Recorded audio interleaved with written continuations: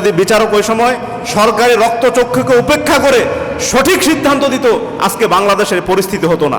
বাংলাদেশের অর্থনীতির মেরুদণ্ডকে ভেঙে দেওয়া হয়েছে, প্রত্যেকটা ব্যাংকে লুটপাট করে একবারে ফোকলা করে দেওয়া হয়েছে। যারা হাজার কোটি টাকা লুটপাট করছে, যারা মানুষের সামনে অবৈধ অস্ত্র উত্তোলন করছে, যারা মানুষকে চাঁদাবাজি করছে, দখলদার বাণিজ্য করছে, তাদেরকে ডিবি ধরছে না, তাদেরকে দুদক ধরছে না, বরং বিরোধী দলকে দমন করার জন্য সরকার ব্যস্ত হয়ে যাচ্ছে। তার পদত্যাগ অনুষ্ঠান উপলক্ষে ছাত্ররা যে ব্যক্তি কোরআন তেলাওয়াত নিষিদ্ধ করেছিল তার ঘরেই কোরআন তেলাওয়াত পড়েছে, সূরা ৩ তেলাওয়াত করেছে।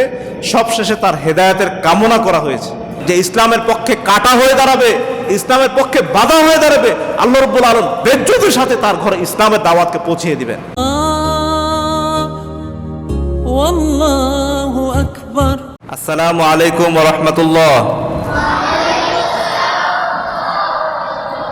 আলহামদুলিল্লাহি ওয়াহদা ওয়াসসালাতু ওয়াসসালামু আলা লা নাবিয়্যা বা'দা, আম্মা বা'দ। আউযু বিল্লাহি মিনাশ শাইতানির রাজীম। বিসমিল্লাহির রহমানির রহিম। ওয়া মা উমিরু ইল্লা লিয়া'বুদুল্লাহা মুখলিসিনা লাহুদ্দীন।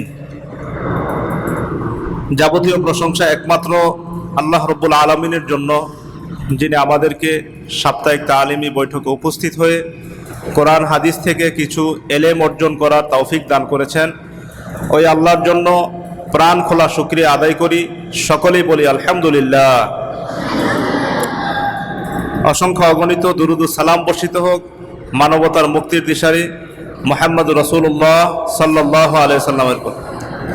ছাত্রদের প্রতি একটা অনুরোধ, আপনারা এই যে ক্যামেরাতে কাজ করছে ওইদিকে তাকানো দরকার নাই। আলোচনার যে বিষয়গুলো আসছে, কোরআন হাদিসের বিষয়গুলো একটু বোঝার চেষ্টা করেন।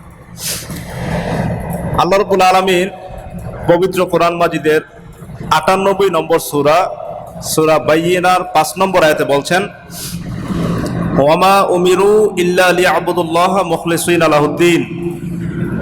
তাদেরকে এই ছাড়া কোনো নির্দেশ দেওয়া হয় নাই, তারা খালেসভাবে দ্বীনে ইসলামের অনুসরণ করবে, আল্লাহর একনিষ্ঠভাবে ইবাদত করবে, এছাড়া তাদেরকে কোনো নির্দেশ দেওয়া হয় নাই।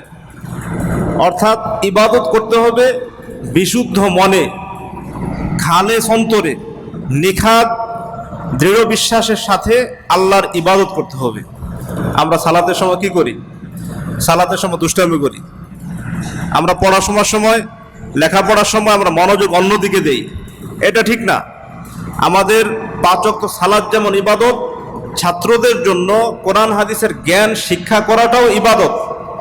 অতএব আমরা যাতে খালেসভাবে মনকে ফ্রেশ করে বিশুদ্ধভাবে আমরা জ্ঞান চর্চা করার চেষ্টা করি, মন ধ্যান সার্বিকভাবে আমরা যাতে কোরআন হাদিসের দিকে আমাদের আত্মাটাকে ফিরিয়ে দেই, এই চেষ্টাটা আমাদের করতে হবে। সেই সাথে ইবাদতের ক্ষেত্রে আমাদেরকে ইখলাসের সাথে, বিশুদ্ধ অন্তরের সাথে আল্লাহর ইবাদত করতে হবে। প্রখ্যাত সাহাবী হযরত ওমর ইবনুল খাত্তাব রাদিয়াল্লাহু তাআলা থেকে বর্ণিত, তিনি বলেন, রাসূলুল্লাহ সাল্লাল্লাহু আলাইহি ওয়াসাল্লাম ইরশাদ করেছেন, ইন্নামাল আ'মালু বিন্নিয়াত। নিশ্চয়ই নিয়তের উপর সমস্ত কাজের ফলাফল নির্ভর করে। ওয়া ইন্নামা লিকুল্লি ইমরিইম মা নাওয়া। আর প্রত্যেক ব্যক্তি তাই সে পায় যা সে নিয়ত করে, যা সে মনে মনে সংকল্প করে, যা সে মনে মনে মনন করে চিন্তা করে, সেই আলোকে আল্লাহ রাব্বুল আলামিন তার ফলাফল দিয়ে থাকেন। অতএব আমরা সাধ্যমতো আমাদের বিশুদ্ধ অন্তরকে আল্লাহর দিকে ফিরিয়ে দেই এবং যাবতীয় পাপ থেকে বিরত থেকে সাধ্যমতো ইখলাসের সাথে আমরা যাতে জ্ঞান অর্জন করতে পারি, আল্লাহ আমাদের সেই তৌফিক দান করুন, আল্লাহুম্মা আমিন। হাফেজ ইবনুল কাইয়্যিম রাহমাতুল্লাহ আলাইহি বলছেন, ইখলাস ব্যতীত আমল হলো এমন যেমন শুধুমাত্র একটা বস্তা ভরাট করা হয়েছে বালু দিয়ে, ইয়াসকুলুহু ওয়ালা ইয়ানফাউ শাইআ, যেটা ওজন অনেক বেশি কিন্তু মানুষের তেমন কোনো উপকার করতে পারে না। অতএব যদি আমাদের পড়াশোনার উদ্দেশ্য সৎ নিয়ত না থাকে, তাহলে এই ইখলাসের ঘাটতির কারণে শুধু আমার হেফজ করা হবে, পড়া হবে, কিন্তু আমলে জিন্দেগি খারাপ হয়ে যাবে, আমার মাধ্যমে সমাজে কোনো দাওয়াতের অবদান থাকবে না। এজন্য আমাদের ইখলাস থাকবে, অন্তরের নিয়ত থাকবে, আমি যা পড়ব সেই আলোকে আমার জীবনকে গঠন করব। যেই আমলটা আমি করব সেই আলোকে সমাজের মানুষকে দাওয়াত ছড়িয়ে দেব। এই ইখলাস আমাদের থাকতে হবে, এই বিশুদ্ধ নিয়ত আমাদের থাকতে হবে। এটা যদি হয় তাহলে ইনশাল্লাহ এলেম অর্জন করা সহজ হবে, আমল সহজ হবে এবং সমাজের পক্ষে দাওয়াত পৌঁছে দেওয়া অনেক সহজ হবে ইনশাআল্লাহ। আজকে আমরা বেশ কিছু বিষয় দেখতে পাই। কোটা সংস্কার আন্দোলনের সূত্রপাতটা কোথায় থেকে হলো? 2018 সালে ছাত্রদের একটা দাবি ছিল যে সরকারি চাকরির ক্ষেত্রে সমস্ত ধরনের বৈষম্য বাদ দেওয়া, পক্ষপাতিত্ব বাদ দেওয়া। 100 জন যদি সরকার চাকরিতে নেয়, সেখান থেকে 56 জন বিশেষ একটা কোটা এবং সুপারিশের মাধ্যমে সরকারি চাকরি পেত। তো ছাত্রদের একটা যৌক্তিক দাবি ছিল যে যারা 1971 সালে মুক্তিযুদ্ধ করেছিলেন তারা তো চাকরির বয়স শেষ, 30-35 বছর পার হয়ে গিয়েছে, তাদের সন্তানদের অনেকের বয়স, চাকরির বয়স শেষ। সরকার ওই বিধানটাকে বলবৎ রেখে মুক্তিযোদ্ধা চলে গেল, তাদের সন্তানরা চলে গেল, তাদের নাতিপুতা আন্ডা বাচ্চা বংশধরের জন্য আবার এই নিয়মটা রেখে দিল। ফলশ্রুতিতে দেখা গেল কি, কোটার বদৌলতে মেধাবীরা এখান থেকে বঞ্চিত হয়ে গেল। দেশের সেবা করা, প্রশাসনের নেতৃত্ব দেওয়া, এই কাজগুলোতে আসল যারা মেধাবী তারা সিংহভাগ বঞ্চিত হয়ে যাচ্ছে। তারপরও যারা রাজনীতি করে, দলীয় রাজনীতি করে, তাদেরকে অগ্রাধিকার ভিত্তিতে সরকার চাকরি দিচ্ছিল। এবার আমরা পত্রিকা দেখেছি, রিটেনে বিসিএস প্রিলিতে সে টিকেছে, রিটেনে লিখিত পরীক্ষা টিকেছে, ভাইভাতে মৌখিকে টিকেছে, শুধু পুলিশ ভেরিফিকেশনে গিয়ে দেখলো যে সে সেই সময়ের রাজনীতি করে না বা তার পারিবারিক ব্যাকগ্রাউন্ড নাই, অতএব তার বিসিএস এর ক্যাডার হলো না, চাকরি পেল না। 2013 সালের ঘটনা কয়েকদিন আগে পাবলিশড হয়েছে। এই যে চাকরির ক্ষেত্রে বৈষম্য, এই বৈষম্যকে দূর করার জন্যই ছাত্রদের যৌক্তিক আন্দোলন ছিল মেধার মূল্যায়নের ভিত্তিতে সমাজের সকল বিষয়গুলিকে, চাকরি হোক, সব কিছুতে একটা আমূল পরিবর্তন আনা। 2018 সালে সরকার রায় দিল, 24 সালের জুন মাসে আবার সেটাকে বাতিল করা হলো। এরপরে গিয়ে আবার 24 সালের জুনের শেষের দিকে আবার বাংলাদেশের হাইকোর্টের মাধ্যমে সে আইনটাকে বহাল করা হলো যে না, ছাত্রদের দাবিটা যৌক্তিক। কথা হলো, যে আদালত থেকে সিদ্ধান্ত আসলো কোটার পক্ষে, ওই আদালত থেকে আসলো ছাত্রদের যৌক্তিক যে আন্দোলন ছিল এটার বিপক্ষে। আবার ছাত্রদের যৌক্তিক আন্দোলনের পক্ষে আবার আদালত রায় দিল। যদি বাংলাদেশের শাসন বিভাগ, বিচার বিভাগ স্বাধীন থাকতো, স্বাধীনভাবে হকের পথে তারা কথা বলতে পারতো এবং রায় দিতে পারতো, আজকে এই শত শত মানুষ মৃত্যুবরণ করা লাগতো না, হাজার হাজার মানুষ পঙ্গুত্ব বরণ করা লাগতো না, অজস্র মানুষকে বুলেটের শিকার হওয়া লাগতো না।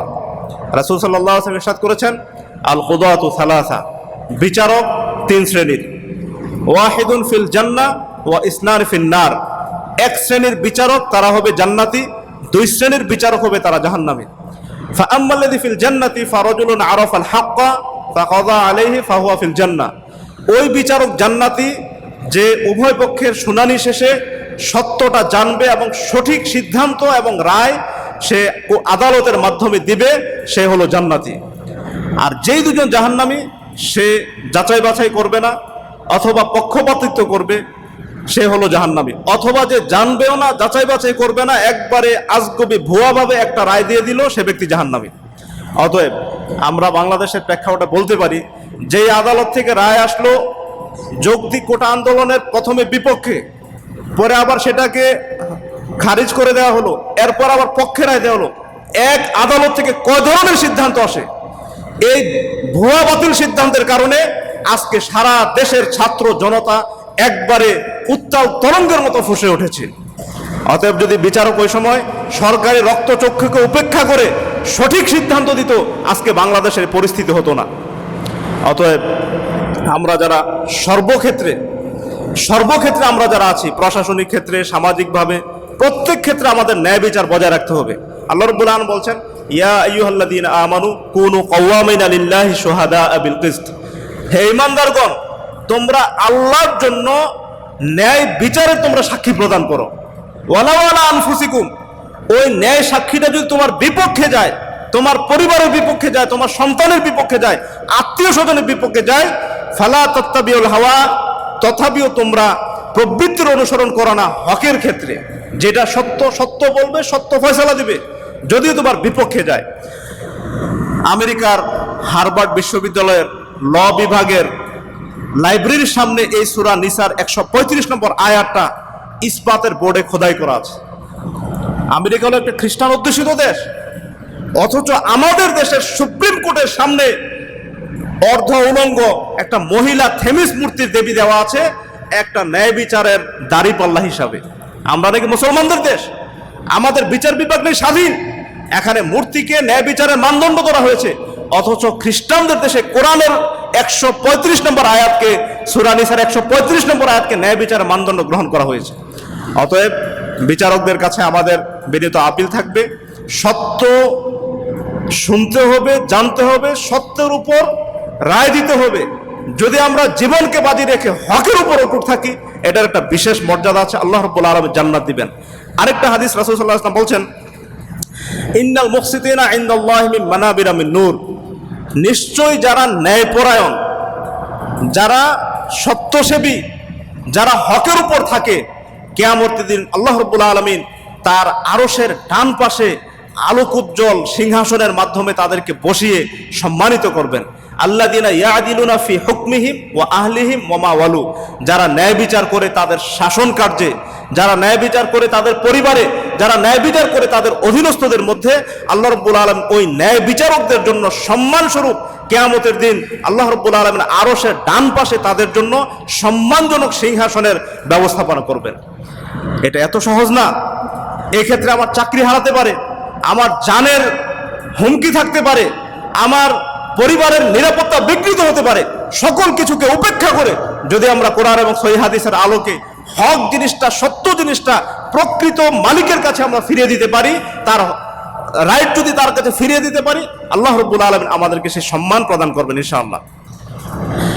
এবার আসি, আমরা মিডিয়ার মাধ্যমে বিভিন্ন কিছু সংবাদ দেখতে পাই। যারা শাসন কার্যে ছিলেন, যারা সরকারে ছিলেন, লুটপাট আর লুটপাট। একটা দামি ল্যান্ড ক্রুজার গাড়ির ভিতরে 30,000 কোটি টাকার চেক, 30,000 কোটি টাকার চেক এবং সরকারি অনেক নথিপত্র তারা সেখানে জব্দ করে সেনাবাহিনীর হাতে জমা দেয়। এভাবে যারা শাসন কার্যে ছিলেন, এমনকি এই গতকালকে এবং কয়েকদিন আগ থেকে আমরা সংবাদ পাচ্ছি, পাবনার ঈশ্বরদীতে রূপপুর পারমাণবিক যে বিদ্যুৎ কেন্দ্রের মাধ্যমে সেখানে সরকারের পক্ষ থেকে $500 কোটি সেখানে চুরি করা হয়েছে। বাংলাদেশ হিসাবে 60,000 কোটি টাকা। $500 কোটি মানে $1 যদি 120 টাকা হয়, প্রায় 60,000 কোটি টাকা, অন্তত 2-3টা পদ্মা সেতু হয়ে যেত। এভাবে প্রত্যেকটা ক্ষেত্রে বাংলাদেশের অর্থনীতির মেরুদণ্ডকে ভেঙে দেওয়া হয়েছে। প্রত্যেকটা ব্যাংকে লুটপাট করে একবারে ফোকলা করে দেওয়া হয়েছে। এক্ষেত্রে তাদের উদ্দেশ্যে রাসূলুল্লাহ সাল্লাল্লাহু আলাইহি ওয়াসাল্লামের হুঁশিয়ারি বাণী হলো, মা মিন আবদিন ইয়াস্তারিল্লাহু রাইয়া, আল্লাহ রাব্বুল আলামিন যাকে জনসাধারণের প্রজা হিসাবে বা শাসক হিসাবে নিযুক্ত করেছিলেন, ক্ষমতা দিয়েছিলেন, তারা যখন জনগণের অর্থকে আত্মসাৎ করে, জনগণের জানকে তারা নষ্ট করে, ইল্লা হারামাল্লাহু আলাইহিল জান্নাহ, আল্লাহ রাব্বুল আলামিন তাদের জন্য জান্নাতকে হারাম করে দিয়েছেন। তারা অবশ্যই জান্নাতে যেতে পারবে না, তারা জাহান্নামে যাবে। অন্য হাদিসে আসছে, লিকুল্লি গাদিরিন লিওয়াউন ইনদা ইস্তিহি ইয়াউমাল কিয়ামা, প্রত্যেক গাদ্দার, খেয়ানতকারী, প্রতারক, যে ব্যক্তি মানুষের হক নষ্ট করেছে, কিয়ামতের দিন তার নিতম্বর উপরে আল্লাহ রাব্বুল আলামিন গাদ্দারির একটা পতাকা লাগিয়ে দিবেন এবং বলা হবে, হাযি গদরাতু ফুলান। এটা হলো দুনিয়াতে ওই ব্যক্তির, সে প্রতারণা করেছে, গাদ্দারি করেছে, খেয়ানত করেছে, বিশ্বাস ভঙ্গ করেছে, আমানতের খেয়ানত করেছে, এজন্য তার জন্য এই শাস্তি। কিয়ামতের দিন গাদ্দার যারা রাষ্ট্রীয়ভাবে চুরি করেছে, বিভিন্নভাবে দেশের সম্পদ আত্মসাৎ করেছে এবং খেয়ানত করেছে, তাদের জন্য একটা পতাকা থাকবে তাদের নিতম্বর উপরে, বলা হবে হাযি গদরাতু ফুলান। ওই ব্যক্তির আত্মসাতের কারণে, ওই সম্পদ চুরি করার কারণে, দেশের এই সম্পদ নষ্ট করার কারণে তাদের এই একটা ঝান্ডা, পতাকা তাদের পিছনে লাগিয়ে দেওয়া হবে। অতএব যারা প্রশাসনের প্রভাব খাটিয়ে আজকে শত কোটি টাকার মালিক, যারা রাষ্ট্রীয় উন্নয়নের নামে বিলিয়ন টাকা বিদেশে পাচার করেছে, লুটপাট করেছে, অবশ্যই তাদের আইনের আওতায় আনা উচিত।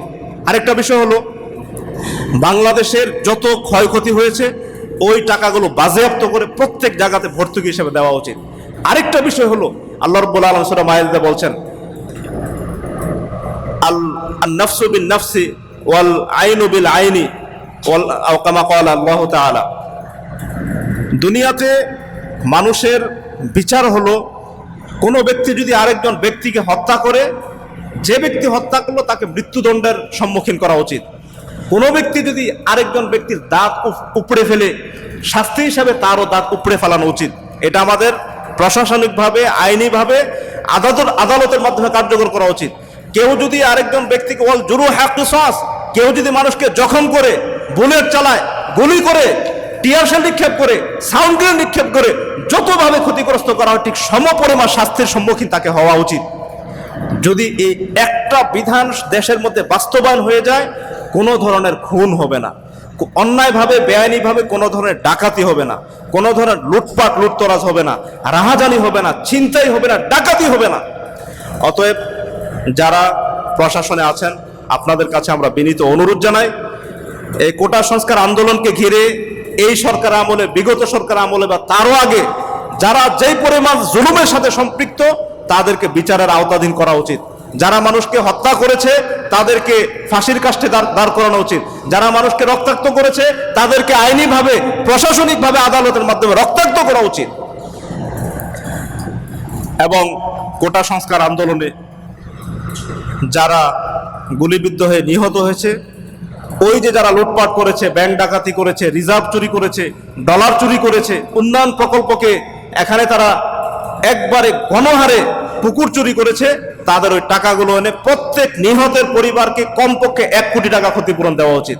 যারা পঙ্গু হয়েছে প্রত্যেক ওই ব্যক্তিকে চিকিৎসার জন্য 1 কোটি টাকা দেওয়া, এবং জীবিতদেরকে সরকারিভাবে একবারে উপরের গ্রেডের চাকরির জন্য আমরা সুপারিশ করছি। সেই সাথে যারা আহত হয়েছে, আমরা গতকালকে মিডিয়ার মাধ্যমে দেখলাম একজন ছাত্রের শরীরে, পুরা শরীরে গুলির ছোট ছোট স্প্লিন্টার, এমনকি সে চোখ দিয়ে দেখতে পাচ্ছে না, চোখ লাল হয়ে গেছে, শরীর কালো হয়ে গেছে এই বুলেটের এই স্প্লিন্টারগুলো মুখের মধ্যে বিদ্ধ হয়ে, পুরা শরীরের মধ্যে তার এই অবস্থা। যারা এভাবে এখন পর্যন্ত হসপিটালের বিছানায় কাতরাচ্ছে, আমরা তাদের জন্য শেফায়ে কামলা আজেলার দোয়া করছি। এবং যারা প্রশাসনে আছেন, ওই লুটেরাদের টাকাগুলো, যারা জনগণের টাকাকে আত্মসাৎ করেছে, সেগুলোকে ক্রোক করে, বাজেয়াপ্ত করে এই অসহায় যারা হসপিটালে বিছানায় এখনো কাতরাচ্ছে, পঙ্গুত্ব বরণ করেছে, তাদের মধ্যে বন্টন করে দেওয়া উচিত। সেই সাথে যারা নিহত হয়েছে তাদের পরিবারকে আর্থিক ক্ষতিপূরণ দেওয়া উচিত, কমপক্ষে 1 কোটি টাকা করে। তাহলে আশা করা যায় যারা এই আন্দোলনের মাধ্যমে বিজয় হয়েছে তাদের পরিবার অন্তত শান্তি পাবে, তাদের শোকটা অন্তত একটু কমবে। যারা পঙ্গুত্ব বরণ করেছে, অন্তত প্রতিবন্ধীর কোটায় সরকারি চাকরি দিয়ে তাদেরকে অনতিবিলম্বে তাদেরকে একটা ব্যবস্থাপনা করা উচিত। সম্মানিত সুধীমণ্ডলী, এবার আমরা চলে আসি, সারা পৃথিবীতে একটা ভাইরাস খুব ব্যাপকভাবে বর্তমানে আলোড়িত হচ্ছে। যেমন কিছুদিন আগে করোনা ভাইরাস ছিল, এটা হলো এমপক্স বা মাঙ্কি পক্স। বিশেষ করে আফ্রিকা মহাদেশ এর যেগুলোতে সভ্যতা একটু কম, তারা বিভিন্ন বন জঙ্গলের হারাম প্রাণীগুলো খায়। বিশেষ করে তারা বানর খায়, কুকুর খায়, তারপরে শৃগাল তারা ভক্ষণ করে, শূকর তারা খায়। গবেষকরা দেখেছে আল্লাহ রাব্বুল আলামিন যেই খাবারগুলোকে হারাম করেছেন, নিষিদ্ধ করেছেন, ওই খাবারগুলো যারা খায়, এই খাবারের বিষক্রিয়া তাদের শরীরের মধ্যে প্রকাশ পায়। এমপক্স হলো এমন একটা, এটা জ্বর সর্দি হয়, জ্বর সর্দি পুরা শরীরের মধ্যে ফোসকা এবং ফুসকুরির মতো বিস্ফোট ফোড়ার মতো হয়ে যায়। মূল বিষয়টা হলো, আমরা যদি আল্লাহর বিধানের কাছে ফিরে আসতে পারি, যেটাকে আল্লাহ রাব্বুল আলামিন হালাল করেছেন, আমাদের মানব সমাজের কল্যাণের জন্য এটা হালাল করেছেন, আর যেটাকে আমাদের জন্য হারাম করেছেন, অবৈধ ঘোষণা করেছেন, এটা মানব সমাজের ক্ষতি আছে, অপকারিতা আছে, দেখে আল্লাহ রাব্বুল আলামিন সেটাকে হারাম করেছেন। অতএব আল্লাহ রাব্বুল আলামিনের নিষিদ্ধকৃত বিষয়গুলোকে, রাসূলুল্লাহ সাল্লাল্লাহু আলাইহি ওয়াসাল্লাম যেগুলোকে হারাম করেছেন, এগুলোকে পরিহারের মাধ্যমেই আমাদের কল্যাণ রয়েছে। আর যেই নিষিদ্ধ বিষয়গুলো, নিষিদ্ধ পানীয়গুলো আমরা যদি সেবন করি, খাই, ব্যবহার করি, তাহলে এমপক্স, মাঙ্কি পক্স, বিভিন্ন ধরনের রোগবালাই আমাদের মধ্যে চলে আসতে পারে। অতএব আমরা সার্বিক জীবনে প্রত্যেকটি হালালকে আমরা হালাল হিসেবে গ্রহণ করি, প্রত্যেকটা হারামকে হারাম হিসেবে বর্জন করি, এতেই আমাদের দুনিয়া এবং আখিরাতের কল্যাণ নিহিত রয়েছে। সম্মানিত সুধীমণ্ডলী, এবার আমরা চলে আসি আয়না ঘরের লোমহর্ষক নির্যাতন। প্রত্যেক সরকার কিছু কিছু সময়ে বিরোধী দলকে বা তাদের সমমনা নয় যারা, তাদেরকে দমন পীড়ন করার জন্য অনেক ধরনের কৌশল করেছে। এই সরকারের আমলে ছিল আয়নাঘর। সেনাবাহিনীর ডিজিএফআই এর তত্ত্বাবধানে, সেনাবাহিনীর গোয়েন্দা সংস্থা হলো ডিজিএফআই এর তত্ত্বাবধানে ক্যান্টনমেন্টে আয়নাঘর ছিল। আয়নাঘরটা কি? ছোট ছোট কিছু সেল আছে যেগুলো কবরের মতো, ছোট্ট ছোট্ট জানালা আছে, সেখান দিয়ে হয়তো দিনের আলো বাতাস কিছু আসতে পারে। সবসময় তাদেরকে একবারে দরজা লাগিয়ে বন্ধ করে রাখা হয়। কোনো রকম একজন থাকতে পারবে, সাথে একটা অ্যাটাচ টয়লেট করা আছে, আত্মীয় স্বজনকে দেখাশোনার কোনো সুযোগ নাই। এমনকি তারা যে বাড়ি থেকে পরিবার থেকে গুম হয়েছে, তারা কি জীবিত আছে না মৃত আছে, এই খবরও পরিবারের সদস্যরা জানে না। এই হলো আয়নাঘরের কাহিনী। ডিবি কার্যালয় কি হয়েছে? ডিবি হলো ডিটেকটিভ ব্রাঞ্চ, যারা অপরাধকে শনাক্ত করবে, কারা আসল অপরাধী, সেই আসল অপরাধীরা ধরা ছোঁয়ার বাইরে যারা হাজার কোটি টাকা লুটপাট করছে, যারা মানুষের সামনে অবৈধ অস্ত্র উত্তোলন করছে, যারা মানুষকে চাঁদাবাজি করছে, দখলদার বাণিজ্য করছে, তাদেরকে ডিবি ধরছে না, তাদেরকে দুদক ধরছে না, বরং বিরোধী দলকে দমন করার জন্য সরকার ব্যস্ত হয়ে যাচ্ছে। অতএব এ সমস্ত কারণই প্রশাসনিক ব্যবস্থা, ফেরাউনি প্রশাসনিক ব্যবস্থা বাংলার বুক থেকে চিরতরে উৎখাত করার জন্য আমরা জোর আবেদন জানাচ্ছি। সম্মানিত সুধী মণ্ডলী, যুগে যুগে জালেম সাময়িকভাবে ক্ষমতাবান থাকলেও চূড়ান্ত বিচারে তারা ক্ষতিগ্রস্ত হয়েছে। আল্লাহ বলছেন, ওয়ামালিজ জালিমিনা মিন আনসার, যারা মানুষের উপর অত্যাচার করেছে, জুলুম করেছে, নির্যাতন করেছে, নিষ্পেষণ করেছে, তারা কোনো প্রকার সাহায্য আল্লাহর পক্ষ থেকে পায় নাই, তাদের জন্য কোনো সাহায্যকারী নাই। অতএব আমরা যাতে দলমত নির্বিশেষে যে ব্যক্তি মানুষ, আদম সন্তান, প্রত্যেক মানুষকে মানবিক গুণ থেকে আমরা তাদেরকে ক্ষমাসুন্দর দৃষ্টিতে দেখি, তার ভিতর কোনো ভুল ত্রুটি থাকলে তাকে সংশোধনের চেষ্টা করি, দণ্ডনীয় অপরাধ করে থাকলে আদালতের মাধ্যমে তাকে সংশোধনের চেষ্টা করে তাকে মানবিকভাবে বেঁচে থাকার চেষ্টা করি। এমনকি বিরোধী দল থাকলে তাকে দমন পীড়ন নিষ্পেষণের এই ঘৃণ্য রাজনীতি বন্ধ করার আমরা এই আবেদন জানাচ্ছি। পরিশেষে যে আয়াতটা তেলাওয়াত করেছিলাম, ইখলাসের সাথে কাজ করা, যারা প্রশাসনে আছেন, যারা সমাজের দায়িত্বশীল আছেন, যারা মসজিদ কমিটিতে আছেন, মাদ্রাসা কমিটিতে আছেন, আমরা সব সময় একটা বিষয় খেয়াল রাখবো। আল্লাহ রাব্বুল আলামিন বলছেন, আল্লাযীনা ইম্মাক্কান্নাহুম ফিল আরদি আকামুস সালাহ, আমরা যদি তাদেরকে পৃথিবীতে কর্তৃত্ব দান করি, তারা সালাত কায়েম করে। কি করে? তারা সালাত কায়েম করে। ও আতাউজ যাকাত, যাকাত প্রদান করে। ও আমারু বিল মারুফ, মানুষকে সৎ পথের নির্দেশ দেয়, সৎ কাজের নির্দেশ দেয়। ও নাহা আনিল মুনকার, যাবতীয় গুনাহের কাজ, পাপের কাজ, সীমালঙ্ঘন কাজের রাস্তাগুলোকে তারা বন্ধ করে দেয়। ওয়ালিল্লাহি আকিবাতুল উমুর। অন্যত্র আল্লাহ বলছেন, ওয়ালাউ আন্নাহুম আকামুত তাওরাত ওয়াল ইনজিল ওমা উনজিলা ইলাইহিম মির রাব্বিহিম লাআকালু মিন ফাওকিহিম ওয়া মিন তাহতি আরজুলিহিম, যদি তারা আল্লাহর পক্ষ থেকে অবতীর্ণ বিধানগুলিকে সমাজে বাস্তবায়ন করে, আল্লাহর রহমতের ফলগুদারা তাদের উপর বয়ে আসবে। আসমান থেকে উপকারী বৃষ্টি আল্লাহ তাদের জন্য নাজিল করবেন, জমিন থেকে উপকারী ফলমূল আল্লাহ রাব্বুল আলামিন তাদের উত্তম রিজিকের জন্য ব্যবস্থাপনা করবেন। কিন্তু আল্লাহ বলছেন, মিনহুম উম্মাতুম মুকতাসিদা, অল্প কিছু সংখ্যক আছে মধ্যপন্থী, ওয়া কাসীরুম মিনহুম সাআ মা ইয়ামালুন, অধিকাংশ মানুষ পাপাচারী, পাপিষ্ঠ, বেশিরভাগ মানুষ গুনাহগার, এজন্য আল্লাহর রহমত আসে না। অতএব যারা প্রশাসনে আছেন, সমাজের দায়িত্বশীল আছেন, প্রত্যেকের উচিত হবে আমরা সাধ্যমতো আল্লাহর বিধানকে বাস্তবায়ন করি। আল্লাহ রাব্বুল আলামিন বলছেন, যারা সালাত কায়েম করে, যারা যাকাত প্রদান করে, এই নির্দেশনা প্রদান করে, আল্লাহ রাব্বুল আলামিন তাদেরকে একটা বিশেষ মর্যাদা দান করেন। আল্লাহ বলছেন, ওয়াদাল্লাহুল্লাযীনা আমানু মিনকুম ওয়া আমিলুস সালিহাত লা ইস্তাখলাফান্নাহুম ফিল আরদি কামা ইস্তাখলাফু ফিল আল্লাযীনা মিন ক্বাবলিকুম আও কামা ক্বালা আল্লাহু তাআলা। আল্লাহ রাব্বুল আলামিন ওয়াদা দিয়েছেন, অঙ্গীকার করেছেন ওই সমস্ত ব্যক্তিদের জন্য যারা শান্তি শৃঙ্খলা স্থাপন করে, যারা সমাজে নীতি নৈতিকতা প্রতিষ্ঠা করে, যারা সমাজে আল্লাহর বিধানকে বাস্তবায়ন করে। আল্লাহ যখন তাদেরকে কর্তৃত্বশীল করেন, দায়িত্বশীল মনোনীত করেন, প্রশাসনিক দায়িত্ব প্রদান করেন, যদি তারা আল্লাহর বিধানকে কায়েম করে, তাহলে তাদের কাজ হবে সালাত প্রতিষ্ঠা করার জন্য সাধ্যমতো সমস্ত ব্যবস্থাপনা করা, যাকাত আদায় করার জন্য সাধ্যমতো সমস্ত ব্যবস্থাপনা করা, সমাজে ন্যায়ের আদেশ এবং অন্যায় নিষেধ করার জন্য সাধ্যমতো ব্যবস্থাপনা করা। এই নৈতিক গুণগুলি যদি আমাদের প্রশাসনিকভাবে বাস্তবায়ন করা হয়, ইনশাআল্লাহ আল্লাহ রহমত আসবে। আর যদি আমরা জ্বালাও পোড়া রাজনীতি করি, মানুষ হত্যার রাজনীতি করি, যদি আমরা অর্থ লুটের রাজনীতি করি, যদি আমরা মানব বিধ্বংসী এমন কোনো পরিকল্পনা গ্রহণ করি, আল্লাহর রহমত কখনোই থাকবে না। আল্লাহর রহমত উঠে যাবে, আল্লাহর রহমত আমাদের থেকে উঠিয়ে নেওয়া হবে। অতএব সার্বিক জীবনে ইখলাসের সাথে আমরা যেই সেক্টরে আছি, সাধ্যমতো ইখলাসের সাথে আল্লাহ সন্তুষ্টির জন্য আমরা ন্যায়ের পথে থাকব। আমরা দেখেছি ঢাকা বিশ্ববিদ্যালয়ে গত সেশনগুলোতে, বছরগুলিতে রামাজান মাসে ইফতার মাহফিল করতে দেওয়া হয় নাই। ছাত্ররা গাছের নিচে বসে কোরআন তেলাওয়াত করবে অবসর সময়, এই সুযোগ তাদেরকে দেওয়া হয় নাই। বাক স্বাধীনতাকে হরণ করে নেওয়া হয়েছে। মানুষ স্বাধীনভাবে তাদের ধর্মকর্ম পালন করবে, এই স্বাধীনতাকে ছিনতাই করা হয়েছে।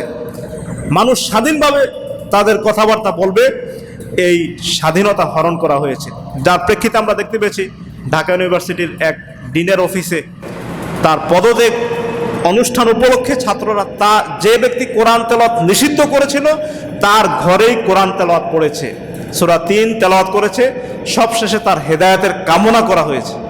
আল্লাহ রাব্বুল আলামিন তার প্রিয় নবী রাসূল সাল্লাল্লাহু আলাইহি ওয়াসাল্লামের মাধ্যমে জানিয়েছেন, লা ইয়াবকা আলা যহরিল আরদি বাইতু মাদারিন ওয়ালা ওয়াবারিন ইল্লা আদখালাহুল্লাহু কালিমাতাল ইসলাম বিইজ্জি আজিজিন আও যুল্লি দালিলিন।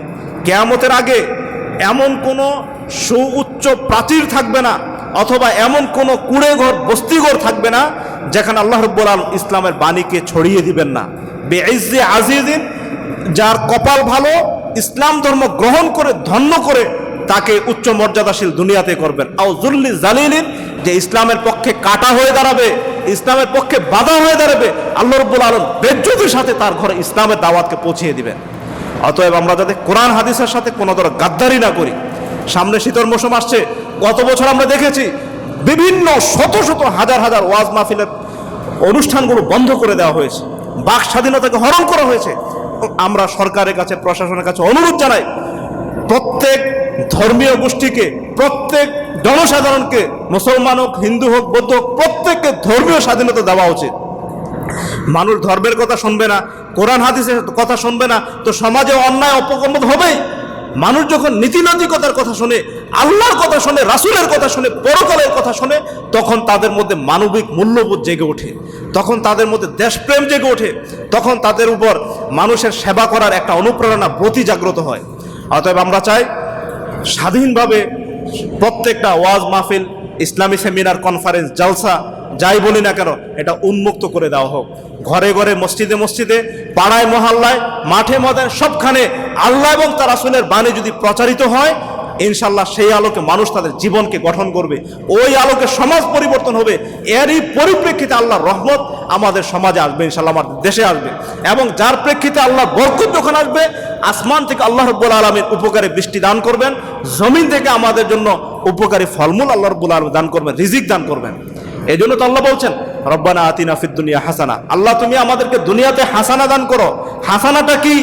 হাসানা হলো ঈমানের উপর অবিচল থেকে ভালো কিছু আমল করতে পারা। এই হাসানা যদি আমরা দুনিয়াতে অর্জন করতে চাই, অবশ্যই সৎ পথে আমাদেরকে থাকতে হবে। আল্লাহ রাব্বুল আলামিন নির্বিঘ্নে কোরআন এবং হাদিসের দাওয়াত যাতে সব জায়গায় পৌঁছানো যেতে পারে, এজন্য আলেম ওলামাদের বাক স্বাধীনতাকে আবার মুক্ত করা হোক, এই আপিল জানিয়ে আজকের মতো এখানে শেষ করছি। ওয়া আখিরু দাওয়ানা আলহামদুলিল্লাহি রাব্বিল আলামিন। আমরা যারা শিক্ষার্থী আছি, ভালো করে পড়াশোনা করব। এমনকি শিক্ষা মন্ত্রণালয়ের উচিত একবারে শিশু শ্রেণী থেকে মাস্টার্স পর্যন্ত, MA শ্রেণী পর্যন্ত প্রত্যেকটা ক্লাসে কোরআন এবং হাদিসের বাধ্যতামূলক কোর্স থাকা উচিত। আজকে বাংলাদেশের প্রত্যেকটা সেক্টরে এই যে দুর্নীতি, এই যে লুটপাট, খুন, রাহাজানি, কারণ কি? নৈতিক শিক্ষা আমাদের শিক্ষা ব্যবস্থায় নাই, যার কারণে দায়িত্ব পাওয়ার পরে এক একজন হয়ে ওঠে একবারে গ্যাং মাস্টার, এক একজন হয়ে ওঠে হর্তাকর্তা।